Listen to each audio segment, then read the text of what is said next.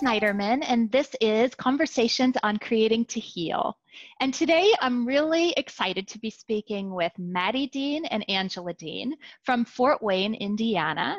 And Maddie is a 10-year-old girl who at the age of 3 was diagnosed with a rare autoimmune disease, juvenile myositis. And hers is a story of finding joy in the middle of the storm and giving back to those who have given her so much. So welcome, Maddie, and welcome, Angela. Thank you. Thank you. Of course. So let's talk first to tell the viewers how you might creatively identify yourself. So some people might be musicians, artists, poets, do different kinds of things. How do you see yourself, Maddie? Well, I would say I am an artist. Well, I do play the piano, but I feel like art is probably the main thing. So I'll do drawing and I'll do painting. That's great. Yeah. And we can talk a little bit later about how you got started in drawing and painting. But first, I kind of want to talk about your story. So I said that your story is one of having a disease and finding joy in the middle of the storm and giving back to others. So can you talk a little bit about what that means? What is that story and how has that changed you? It was hard to grow up. Basically, my childhood was taken away. I feel my drawing and painting really brought me through the hard times when I was in the hospital. My nurses were amazing. I remember I would be in the hospital and I would get these princess crowns and I would just love them because it was just something to look forward to, and they were taking my blood work, or they were putting an IV in, or they were just really doing anything. I would usually have something to look forward to. And so in my hospital, that they've done so much for me. They've saved my life. And so I wanted to give back somehow. And my drawing and painting, as I've done it since I started drawing and painting at such a young age, it has grown. I feel like it has grown so much. And so I wanted to set up a website where I could have people request paintings, and I could create paintings and I could sell them. I did a fundraiser for them, and I think I raised over $1,000. I raised over $1,000 for the hospital. And just the feeling of knowing that I really accomplished something, and that was just, it was amazing. That sounds amazing.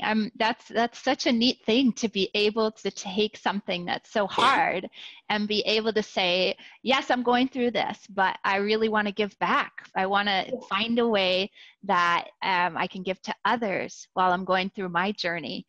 That's amazing. And so many people, it sounds like, are being changed because of what you're doing, Maddie. So that's great. I want to talk a little bit about, and maybe Mom Angela can answer this, is what is juvenile myositis? For people who may not know, what is that? And so they get a better sense of maybe what Maddie's going through and why she might have to go to the hospital for treatments and such. Yeah, so juvenile myositis is a very rare autoimmune disease. 3 out of a million kids are diagnosed a year with it. At the age of 3, the symptoms that she showed was they call a butterfly rash. So it's like the redness around the nose and cheeks. It looks like a butterfly.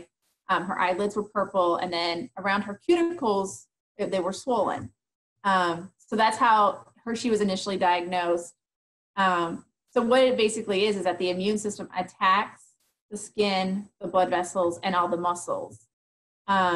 So that's at the age of 3, she couldn't sit up. She spent a lot of time on the couch. She couldn't climb stairs.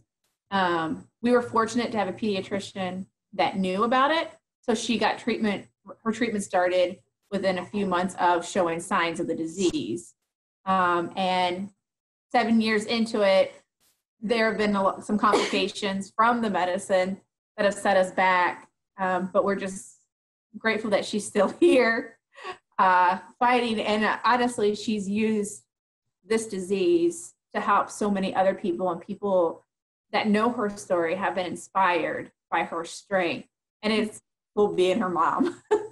No, that's huge. That's such a neat thing that she can be a role model, for both other kids that are going through it and other people. Angela, talk a little bit about you as a caretaker, as a mom watching Maddie. What's been your process for being able to cope with some of this? As far as the caretaking, it's hard not being able to fix the problem, because you're the mom and you want to fix it. You want to make everything better. And it's a battle that you can stand next to them and fight with them, but you can't fight it for them. So that's been hard. And 7 years into it, we were watching TV one day, and she was talking about how hard it was for her not to have someone to relate to or a character to relate to. And a reoccurring theme with JM kids is that people don't understand, or people see them and they don't think they're sick because they don't look on the outward sick, but on the inside, there's so much pain. So I love to write. I love to express myself in that way. So I came up with a character called Maddie, and she has a dog named Hyder, and the character has JM. And the first book so I wrote a children's book about Maddie and Hyder, and the first book introduced the disease. And then in the next month, the second book will come out, where it explores more of what they deal with as far as they have to avoid the sunlight, how their bodies get weak, how they tired easily, so different things like that, and the struggles they face on a daily basis. Wow, that's going to be so helpful to so many people who are going through it, to give them a sense that, number one, they're not alone, to give them a character so that they can, relate in some fashion and understand maybe what people are going through. So I think that's so neat. See, there we go. The Adventures of Maddie and Hyder, New Beginnings. So how has turning to your paintings, Maddie, helped you? How do you feel that it's helping you heal? And that might take different forms for different people. It might be physical. It might be something inside you. What is it for you? And how do you experience that? Well, it's been a way to kind of express what I'm feeling in a way of put it in a picture. And it's sometimes the pictures that I paint, it's hard to figure out how to get it out. But and when I'm finally able to just paint it, and it captures exactly what I was trying to create. It feels amazing to finally kind of get rid of that, because with the disease, there's a lot of physical and emotional problems that it's been pretty hard since I was 3. It was emotional because I was I grew I kind of basically grew up in a hospital. That was basically it was my hospital, my home. Those were my 2 homes. And you wouldn't think that normal for a kid, but that's where I found my home. That was your normal, right? It's not like you knew a lot different than that. So I'm going to invite you now to share some of your paintings or some of your art with us, and maybe talk a little bit about how creating them is helping you, and why did you decide to create those? This one I wanted to do kind of an agony and a peace kind of thing. And when I thought of the agony, I kind of thought, have you ever seen those white masks that look like they're screaming? Yes. Look at in the background. So that's what I kind of drew, I don't want to say tiki. It's kind of like a mask. This was kind of the agony side, the eye is rough and the mouth is open, it's screaming, it's asking for help. And then this one is the peaceful. This one I did some blues and yellows to kind of show that peace, it's water. And then when you the water is calming, the sea is calming. So that's what I kind of thought of when I thought of peace. And for this, and then I wanted to have the eye be a calm dark yellow. And for the mouth, I want it's basically kind of like a smiling. Because it's like it's happy, like it's peaceful. So this is my first painting. And a little bit about that, was that based on what you were experiencing as well? The kind of the two sides of you, or was that something else? No, well, it was that I wanted to do two emotions, and when I wanted to do two important emotions that I felt in my life. And for those emotions, I thought of agony and peace, because at some points my life has been peaceful, but that's pretty rare. So, and then I had agony because when I was in the hospital, I mean, no one wants to be in the hospital. Like of course they were trying to make it fun, but I mean, at the end of the day, it's a hospital. There's not a lot of peace in a hospital. So I did agony. Understand? Yeah. You want to share the next one? Yes.